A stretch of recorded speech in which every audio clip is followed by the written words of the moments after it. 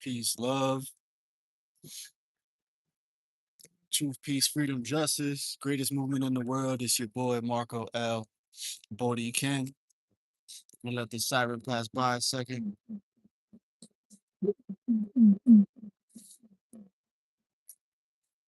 Teaching by trade, by work, profession, and as of 2024, taking my um Moorish American knowledge of self journey to other parts of this landmass we call continental America. Inshallah, ojalá, God willing, I'm able to continue on with this grand work. If you feel compelled at any point to contribute to the advantage of which I have to bring you perspective through my journeys, um, you could always donate to MATDMARCOEL. That's Matt D Marco L Cash App wise.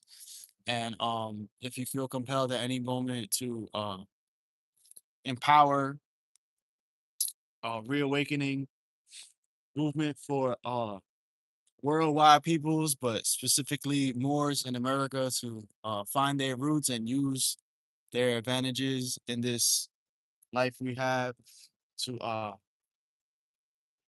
travel and really, awaken the more sacred aspects of their bloodline.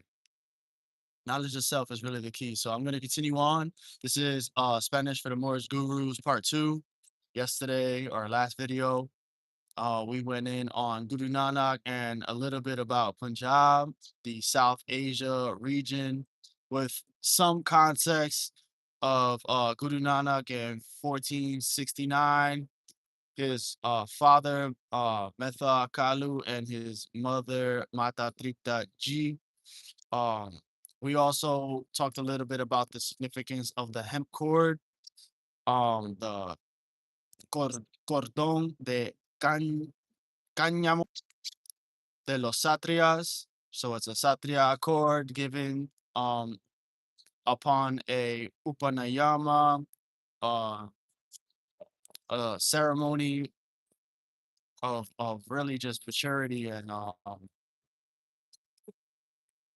Guru Nanak has a very beautiful line that he says that he wants to have one crossbody that is made of sabiduría y verdad, which is wisdom and truth.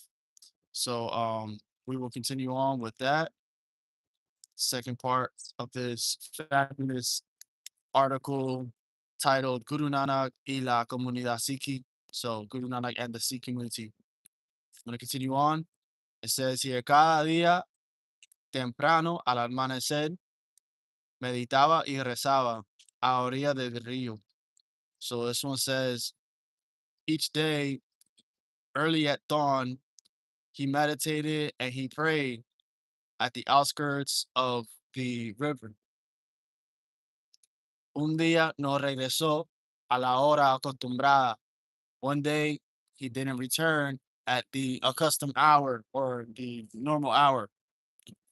Junto al río salió, I'm sorry, junto al río solo encontraron su ropa. Next to the river by themselves were his clothes that were found. Durante 3 días nada se supo de él y cuando por fin regresó pensaron que se había vuelto loco. After 3 days, nothing was found of him, and it was assumed um when he did finally arrive that he had went crazy. And he says, quote, no hay Hindu, no hay musulmanes. He says, there are no Hindus, there are no Muslims. Uno solo es Dios, verdad eterna es su nombre. Decía cuando le preguntaban.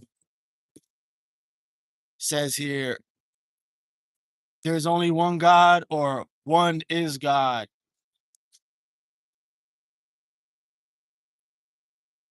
Eternal truth is the name.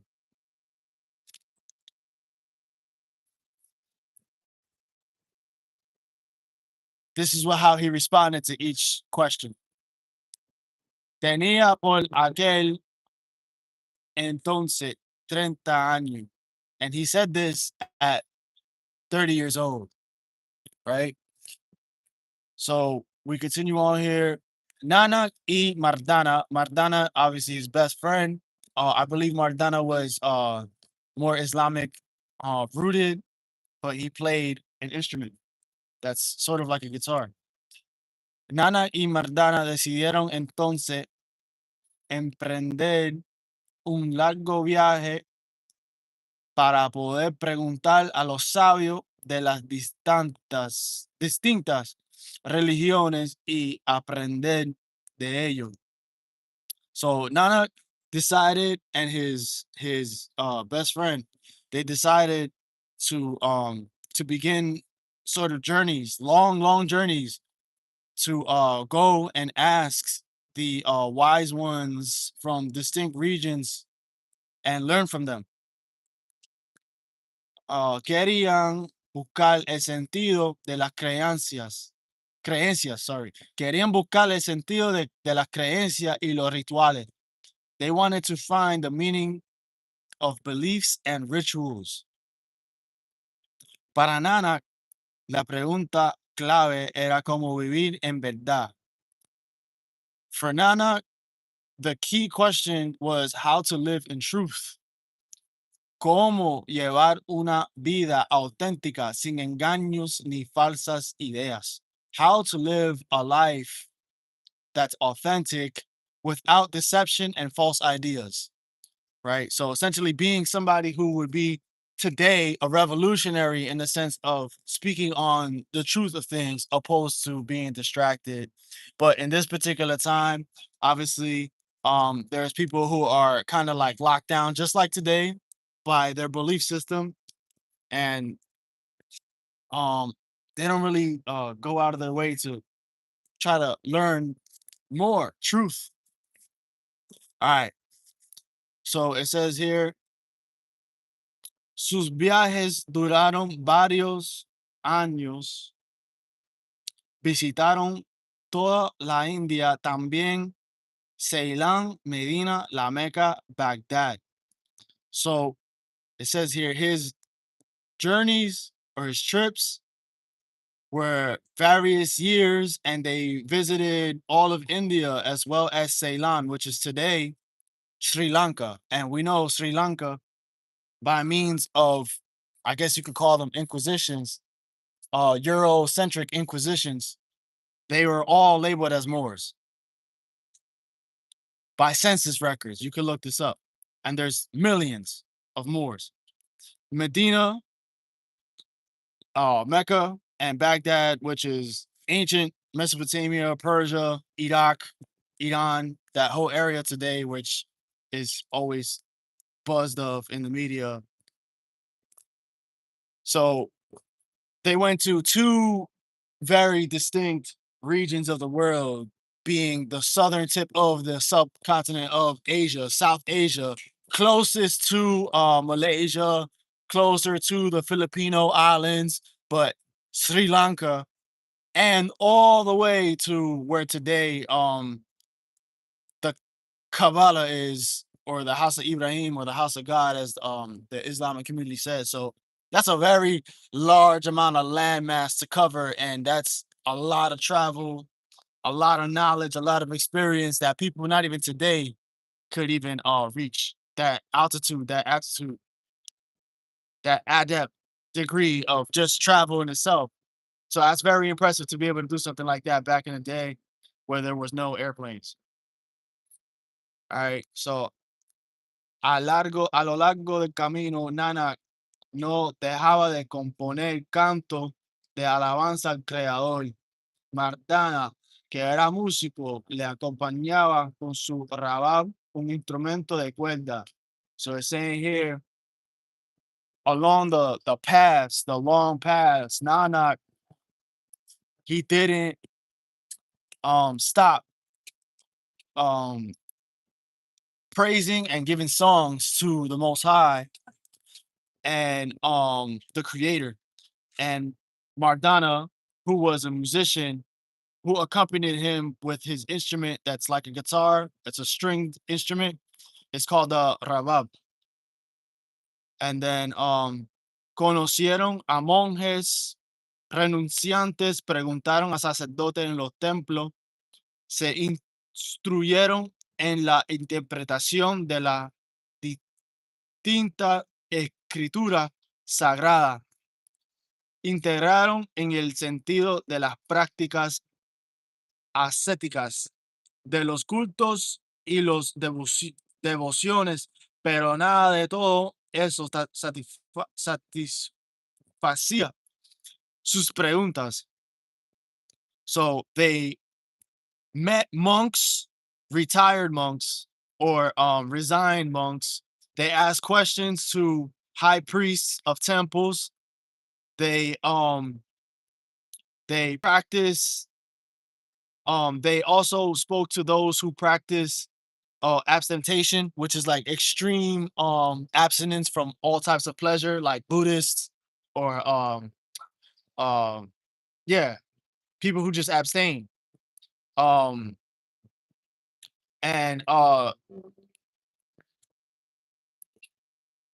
they ask questions of the distinct interpretations, specifically of these sacred scriptures. And they inquired of the meaning of these practices and the cults of devotions that are secular to mainstream religious belief. And what is their meaning of the devotions? But not much of these things, which are immense, were able to satisfy Guru's questions, because obviously Guru was an adept, which is what we would say in the Moorish community. We would say he was an adept because he was somebody who came from a background of higher degrees of curiosity and higher degrees of open-mindedness.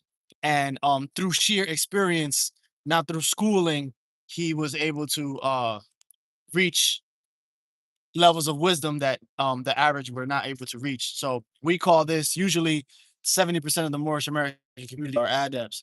Um, so yeah.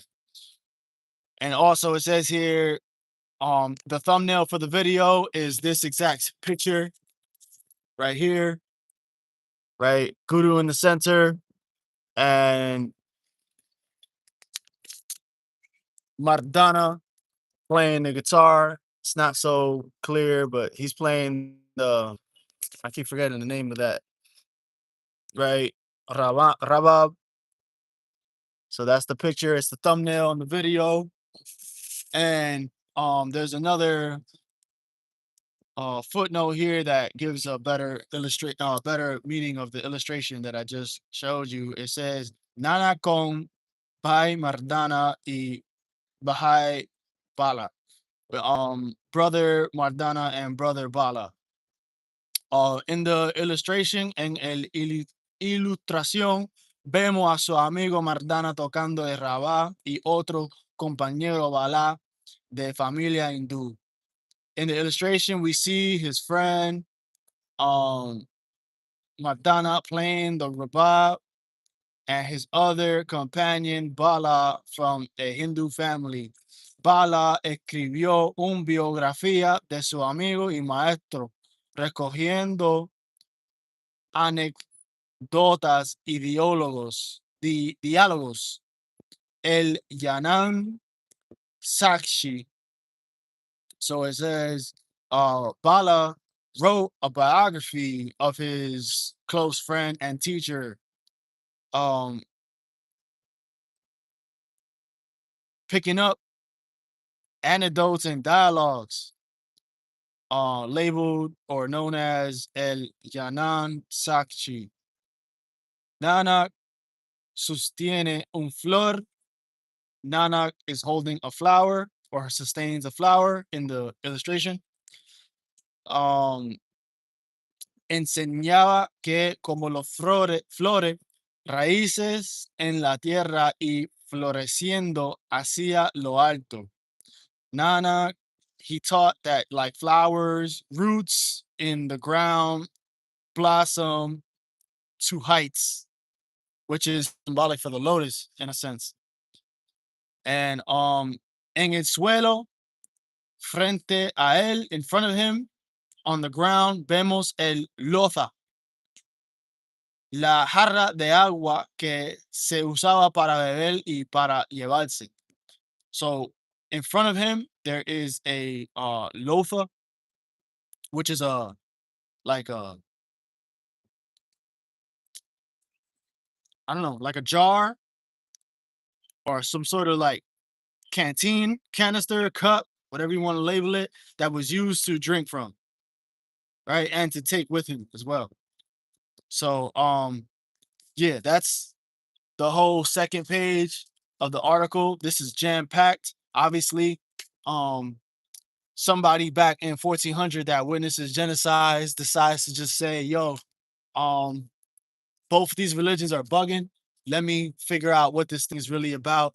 And learn life, opposed to just being told what you got to do through life, right? And this is somebody again that had a wife, had children, had a family, and for the most part, at least had things. He had material things. He wasn't like dirt poor, right? He had like a gold ring at some point. He had material possessions. It wasn't like he was completely assed out, but he's somebody that obviously witnesses real life events that help push him to have epiphanies and also push him to bring back the knowledge. And not only did he do this on his own, he was accompanied by two people, which obviously they're coming in peace because what they're trying to really inquire of is a new perspective, a new egregor, and create an entirely new ontology, right? So if they create a new ontology, that means that they're creating a new way of being. So how do you, for example, and I'm just using an example here just to give people a context in America, especially Moorish Americans.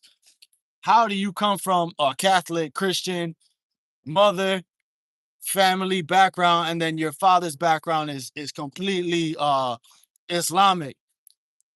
And it just so happens that you have an uncle who's Hindu, and then you have somebody else in your mom's family who is of a Buddhist background, or and then you have other people that are entrepreneurs. How do you take all of that as a conglomerate in modern day?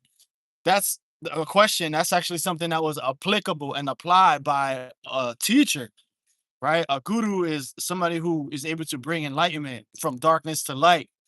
And they also wear head wraps, which signify,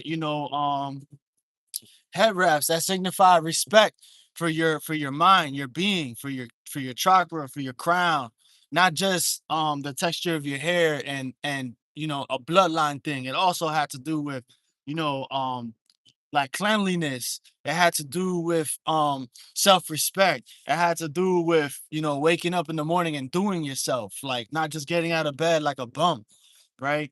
um and yeah, it has to do with self-love, and it has to do with empathy and understanding. So these are considerations, fabrics, and also to consider, he didn't just wear the same clothes and stay in the same habit. If you're traveling, that means that you're obviously bathing, you're obviously applying ablution, which is in Spanish for the Moors as well. I have on my YouTube channel what ablution actually means from an Islamic cultural standpoint, not from a religious standpoint, right? Ablution just means cleanliness, right? But yeah, like that's something that we have to consider. Like, how is somebody before airplanes, before vehicles, before subways, before all of this, how are they going thousands and thousands of miles away to these holy places and able to bring back these perspectives, not just in esoteric knowledge, but in habit, in custom, and in the way that they dress and stuff like that. Like there's things that you just learn along the way, right? At some point,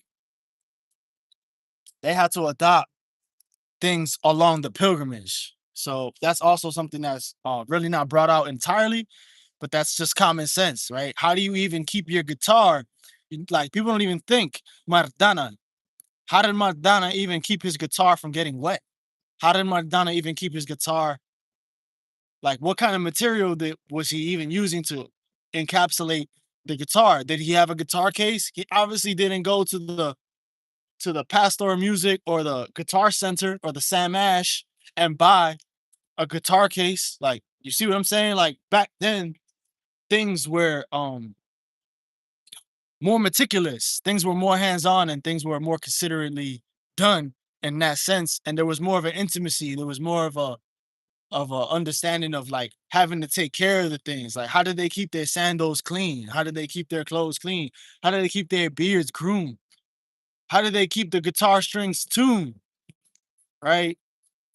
So yeah, this is all quite amazing. And I think it's also it's just deep, man. And it's all Moorish science at the end of the day, if we over here in the Americas. So right. So much love. Thank you for the comments here. And yeah, much love to everybody that signed in with me. Marcoelboriken, love, true peace, freedom, and justice is the greatest move in the world. Um, moorsoflight.com, check that out. That is MOORSOFLIGHT.com. It's all about really people coming into their roots and illuminating that, just like people like Nana. But um, what does that look like today in 2026 when you have people right there across the water in Manhattan paying $5,000 rent? Like, you know what Guru Nana could have did with $5,000? So let's think about that, right? So love, true peace, freedom, and justice. Thank you so much. C community, hats off, respect to you guys, 1,000,000%. Moorish Americans, hats off, respect to you guys as well. We have a lot of work to do. So love, true peace, freedom, and justice. It's the greatest movement in the world. I'm your boy Marco L. Burdikin.